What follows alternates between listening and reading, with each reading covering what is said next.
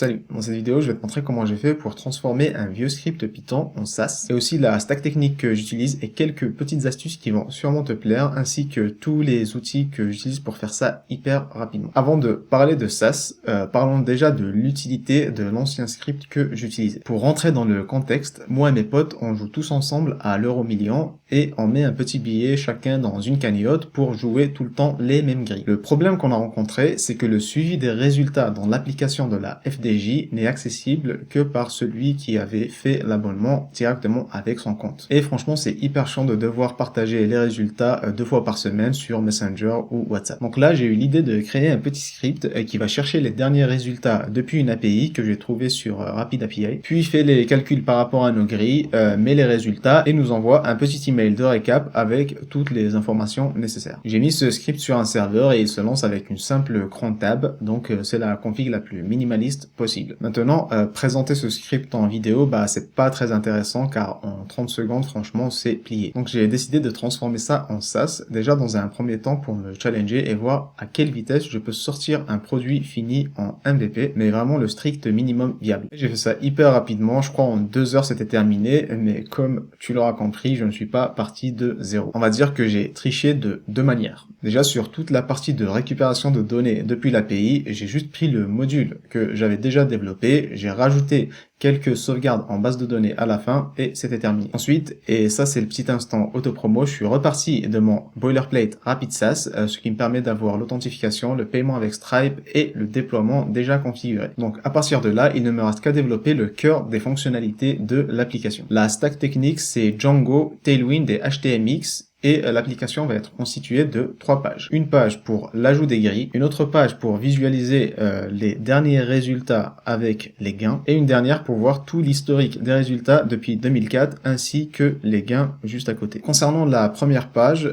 petite particularité, c'est qu'il faut créer un formulaire dynamique, car on ne sait pas combien de grilles l'utilisateur joue. Il y a 2 manières de faire ça. Il y a la solution en 2 étapes, où tu demandes à l'utilisateur dans un premier temps combien de grilles il joue, puis tu affiches le nombre de grilles dans une seconde partie en aval. Moi j'ai fait ça d'une autre manière. Je génère le formulaire à la demande de l'utilisateur. Et comme tu l'auras compris, là j'utilise du HTMX car la page ne se rafraîchit pas du tout. Et HTMX je te l'ai présenté très rapidement dans une autre vidéo. En gros je vais t'expliquer de manière hyper simple. Je fais une requête get vers une vue qui s'appelle add_grid_form_line où je fais le rendu d'une ligne de grille avec tous les inputs nécessaires. Puis grâce au swap before_end, je place l'élément juste à la toute fin de ma boucle for, ce qui permet de vraiment faire le rendu que de cet élément-là qui se rajoute. Autre subtilité, là tu as l'impression qu'il y a par exemple 4 formulaires différents, mais en réalité tout cela est un seul et gros formulaire. Et si on inspecte la page, on peut le remarquer car il n'y a vraiment qu'un seul formulaire. Et pour pouvoir faire cela, il faut obligatoirement des noms de champs qui diffèrent.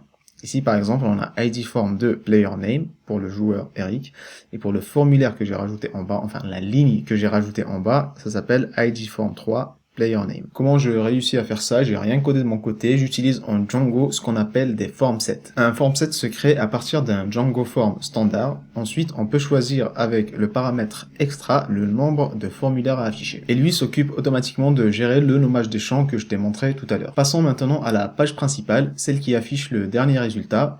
Et là, en réalité, rien de compliqué, c'est juste un croisement de données entre ce que l'utilisateur a renseigné et ce que moi je récupère depuis l'API. Dans le template, on fait des if-else tout simples. Si le résultat match, ça affiche en vert, sinon ça l'affiche en jaune ou en orange. Après, en bas, je fais quelques petits calculs, combien a coûté la grille, combien ça a rapporté, ainsi que les gains nets qui sont les gains totaux moins le prix payé. Troisième page qui moi je trouve est la plus intéressante, c'est là où on a la vision globale de la performance de nos grilles depuis la création de l'euro million en 2004. Et quand on parle de données historiques, donc ce que ça veut dire c'est que généralement il faut faire un script de rattrapage de données. Moi je suis un peu fainéant donc je voulais pas scraper le web pour trouver les informations qui m'intéressent, donc j'ai payé l'API sur RapidAPI pour avoir le endpoint qui me permet de récupérer tout l'historique historique, puis je me suis désabonné juste après. En fait, ça me permet de juste réutiliser le script que j'avais développé. J'ai juste à rajouter une boucle for et c'est géré. J'ai quand même sauvegardé les données dans un fichier JSON, juste au cas où. Et après, derrière, j'ai juste développé un petit tableau avec de la pagination. En Django, ça se fait très facilement avec la classe Paginator. Tu as juste à lui mettre en paramètre une query set avec tous les éléments que tu veux afficher, puis lui mettre en second paramètre le nombre d'éléments à afficher par page. Et derrière, dans ton template, cet objet Paginator te fournit tout ce dont tu as besoin pour créer une pagination.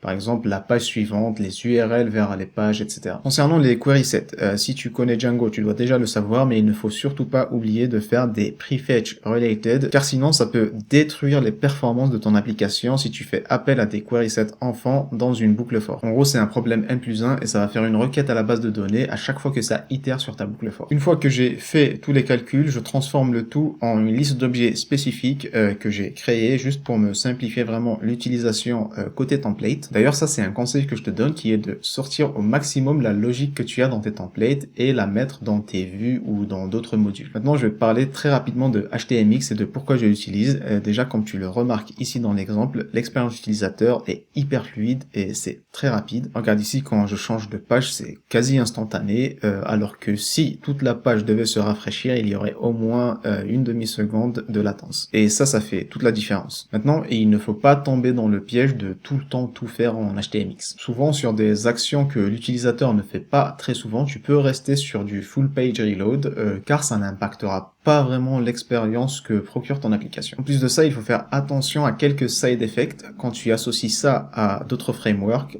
Par exemple, ici, si je rafraîchis la page et que je clique sur les filtres, je vois que tout apparaît correctement.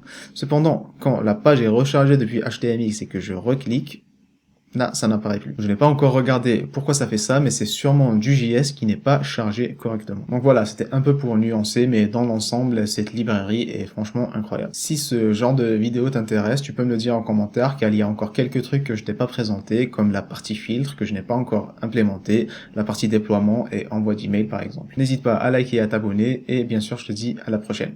Allez, salut!